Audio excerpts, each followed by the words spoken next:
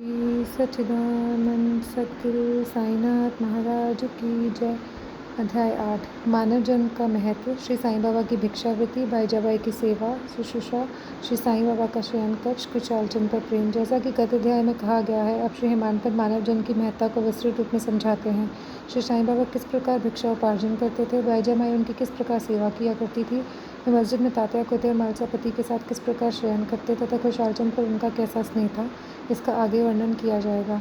मानव जन्म का महत्व। इस विचित्र संसार में ईश्वर ने लाखों प्राणियों, हिंदू शास्त्र के अनुसार 84 लाख योनियों को उत्पन्न किया है, जिसमें देव, दानव, गंधर्व, जीव जंतु और मनुष्य आदि सम्मिलित हैं, जो स्वर्ग, नर्क, पृथ्वी, समुद्र तथा आकाश में निवास करते और भिन्न भिन्न धर्मों का पालन करते हैं।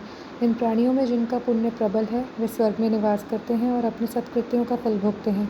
पुण्य के क्षीण होते ही वे फिर निम्न स्तर पर आ जाते हैं, और वे प्राणी जिन्होंने पाप या दुष्कर्म किए हैं, नरक को जाते और अपने कुकर्मों का फल भोगते हैं।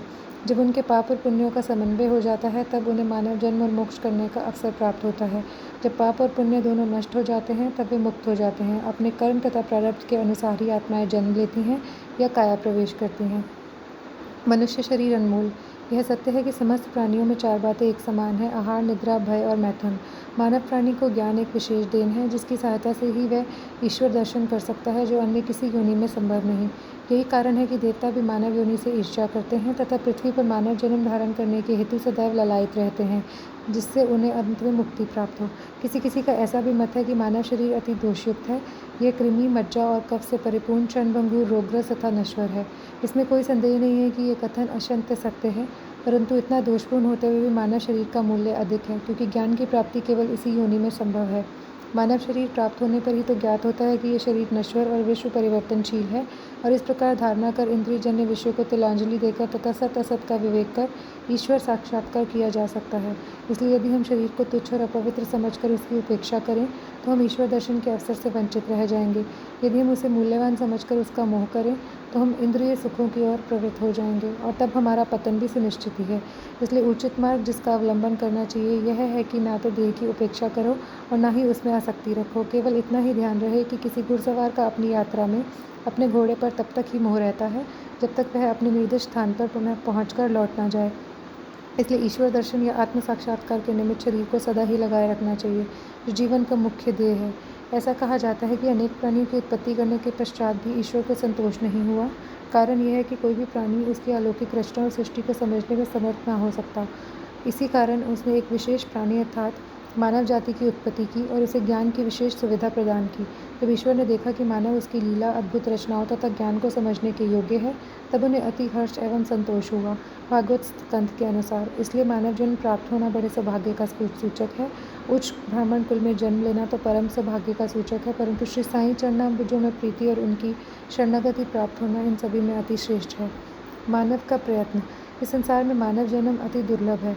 हर मनुष्य की मृत्यु तो निश्चित है, और वह किसी भी क्षण उसका आलिंगन कर सकती है। ऐसी ही धारणा कर हमें अपने ध्येय की प्राप्ति में सदैव तत्पर रहना चाहिए। जिस प्रकार खोए हुए राजकुमार की खोज में राजा प्रत्येक संभव उपाय प्रयोग में लाता है, इस प्रकार किंचित मात्र भी विलंब न कर हमें अपने अभीष्ट की सिद्धि के हेतु शीघ्रता करनी ही सर्वथा उचित है। अतः पूर्ण लगन और उत्सुकता पूर्वक अपने ध्येय, आलस्य और निद्रा को त्याग कर हमें ईश्वर का सर्वथा ध्यान रखना चाहिए। यदि हम ऐसा ना कर सकें, तो हमें पशुओं के स्तर पर ही अपने को समझना पड़ेगा। कैसे प्रवृत्त होना। अधिक सफलतापूर्वक और सुलभ साक्षात्कार को प्राप्त करने का एकमात्र उपाय है किसी योग्य संत या सद्गुरु के चरणों की शीतल छाया में आश्रय लेना, जिससे कि ईश्वर साक्षात्कार प्राप्त हो चुका हो। जो लाभ धार्मिक व्याख्यानों के श्रवण करने और धार्मिक ग्रंथों के अध्ययन करने से प्राप्त नहीं हो सकता, वह उन उच्च आत्मज्ञानियों की संगति से सहज ही प्राप्त हो जाता है। जो प्रकाश हमें सूर्य से प्राप्त होता है, वैसा विश्व के समस्त तारे भी मिल जाएं तो भी नहीं दे सकते। इसी प्रकार जिस आध्यात्मिक ज्ञान की उपलब्धि हमें सद्गुरु की कृपा से प्राप्त होती है, वह ग्रंथों और उपदेशों में किसी प्रकार संभव नहीं है। उनकी प्रत्येक गतिविधि, मृदु भाषण, गुण उपदेश, क्षमाशीलता, स्थिरता, वैराग्य, दान और परोपकारिता, मानव शरीर का नियंत्रण, अहंकार शून्यता आदि गुण जिस प्रकार भी वे इस पवित्र मंगल विभूति द्वारा व्यवहार में आते हैं, सत्संग द्वारा भक्त लोगों को उसके दर्शन प्रत्यक्ष होते हैं। इससे मस्तिष्क की जागृति होती है तथा उत्तरोत्तर आध्यात्मिक उन्नति होती रहती है। श्री साईं बाबा इसी प्रकार के संत या सद्गुरु थे। यद्यपि वे ब्रह्म रूप से एक फकीर का अभिनय करते थे, परंतु वे सदैव आत्मलीन रहते थे। वे समस्त प्राणियों से प्रेम करते और उनमें भगवत दर्शन का अनुभव करते थे। सुखों का उनको कोई आकर्षण न था, और वे आपत्तियों से विचलित नहीं होते थे। उनके लिए अमीर और फकीर दोनों एक ही समान थे। जिनकी केवल कृपा से भिखारी भी राजा बन सकता था। वे शिरडी में द्वार द्वार घूमकर भिक्षा उपार्जन किया करते थे। ये कार्य वे इस प्रकार करते थे। बाबा की भिक्षावृत्ति। शिरडी वासियों के भाग्य की कौन कल्पना कर सकता है कि जिनके द्वार पर परम भिक्षुक के रूप में खड़े होकर पुकारा करते थे, ओ भाई एक रोटी का टुकड़ा मिले, और उसे प्राप्त करने के लिए अपना हाथ फैलाते थे। एक हाथ में वे सदा टंबेल लिए रहते तथा दूसरे में झोली। कुछ ग्रहों में तो वे प्रतिदिन ही जाते थे और किसी किसी के द्वार पर केवल फेरी ही लगाते थे। वे साग, दूध या छाछ आदि पदार्थ तो टिनपाट में डाल लेते तथा भात व रोटी आदि अन्य सूखी वस्तुएं झोली में डाल देते थे। बाबा की जीवा का कोई भी स्वाद रुचि ना थी, क्योंकि उन्होंने उसे अपने वश में कर लिया था। इसलिए वे भिन्न भिन्न वस्तुओं के स्वाद की चिंता क्यों करते।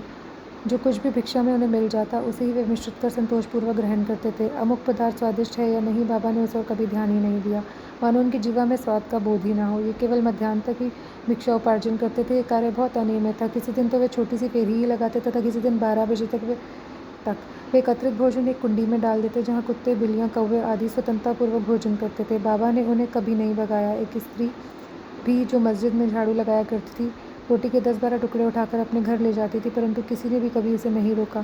जिन्होंने स्वप्न में भी बिल्लियों और कुत्तों को भी कभी दुत्कार कर नहीं भगाया, वे भला निस्सहाय गरीबों को रोटी के कुछ टुकड़ों को उठाने से क्यों रोकते।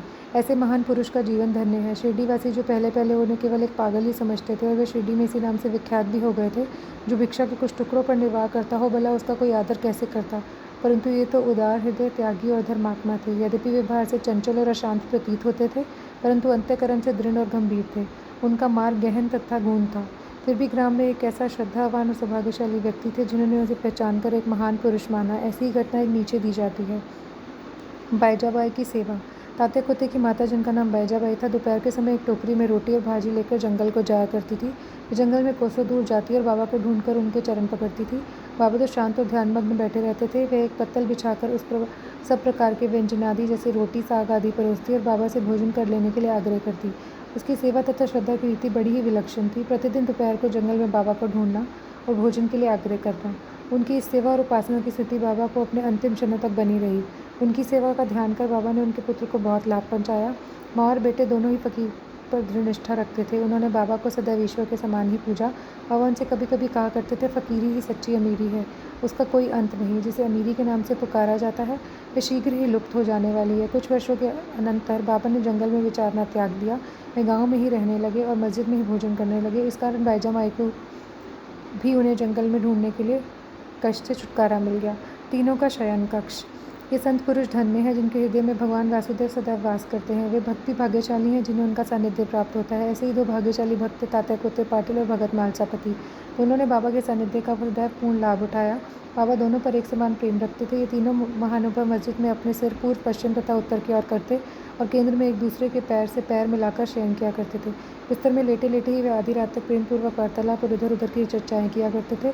यदि किसी को निद्रा आने लगती थी तो दूसरा उसे जगा देता था। यदि तात्या खर्राटे लेने लगते तो बाबा शीघ्र ही उठाकर उसे हिलाते और सिर पकड़कर जोर से दबाते थे। यदि कहीं वे मालसापति हुए तो उन्हें भी अपनी ओर खींचते थे और पैरों पर धक्का देकर पीठ थपथपाते थे। इस प्रकार तात्या ने 14 वर्षों तक अपने माता पिता को गृह में ही छोड़कर बाबा के प्रेमवश मस्जिद में निवास किया। कैसे सुहाने दिन थे वे, उनकी क्या कभी विस्मृति हो सकती है। वह स्वयं का क्या कहना, बाबा की कृपा का मूल्य कैसे आंका जा सकता था। पिता की मृत्यु होने के पश्चात तात्या पर घर बार की जिम्मेदारी आ पड़ी, इसलिए उन्हें अपने घर जाकर रहना पड़ा। राहता निवासी खुशहाल चंद। शिरडी के गणपत तात्या कोते को भी बाबा बहुत चाहते थे। वे राहता के मारवाड़ी से चंद्रभान को भी बहुत प्यार करते थे। शिव जी का ध्यान होने के उपरांत बाबा उसके भतीजे खुशहाल चंद को भी अधिक प्रेम करते थे। वे उनके कल्याण की दिन रात फिक्र किया करते थे। कभी बैलगाड़ी में तो कभी तांगे में वे अपने अंतरंग मित्रों के साथ राहता को जाया करते थे। ग्रामवासी बाबा के गाँव के फाटक पर आते ही उनका अपूर्व स्वागत करते और उन्हें प्रणाम कर बड़ी धूमधाम से गाँव में ले जाते थे। खुशहालचंद बाबा को अपने घर ले जाते और कोमल आसन पर बिठाकर उत्तम सुस्वादु भोजन कराते और आनंद तथा प्रसन्नचित्त से कुछ काल तक वार्तालाप किया करते थे। फिर बाबा सबको आनंदित कर और आशीर्वाद देकर शिरडी वापस लौट जाते थे। एक और राहता दक्षिण में तथा दूसरी और नीमगांव उत्तर में। इन दोनों ग्रामों के मध्य में शिरडी स्थित था। बाबा अपने जीवन काल में कभी भी इन सीमाओं के पार नहीं गए। उन्होंने कभी रेलगाड़ी नहीं देखी और न ही कभी उसमें प्रवास ही किया, परंतु फिर भी उन्हें सब गाड़ियों के आवागमन का समय ठीक ठीक ज्ञात रहता था। जो भक्तगण बाबा से लौटने की अनुमति मांगते थे और जो आदेशानुकूल चलते थे, वे कुशल पूर्वक घर पहुंच जाते थे, परंतु इसके विपरीत जो अवज्ञा करते, उन्हें दुर्भाग्य व दुर्घटनाओं का सामना करना पड़ता था। इस विषय से संबंधित घटनाओं और अन्य विषयों का अगले अध्याय में विस्तारपूर्वक वर्णन किया जाएगा। विशेष इस अध्याय के नीचे दी गई टिप्पणी बाबा की खुशहालचंद पर प्रेम के संबंध में है। किस प्रकार उन्होंने काका साहब दीक्षित को राहता जाकर खुशहालचंद को लेवा लाने को कहा और उसी दोपहर को खुशहाल चंद के स्वप्न में शिरडी आने को कहा। इसका उल्लेख यहाँ नहीं किया गया है क्योंकि इसका वर्णन इस सच्चरित्र के 30 अध्याय में किया जाएगा। श्री सद्गुरु साईनाथ। प्रणमस्तु। शुभम।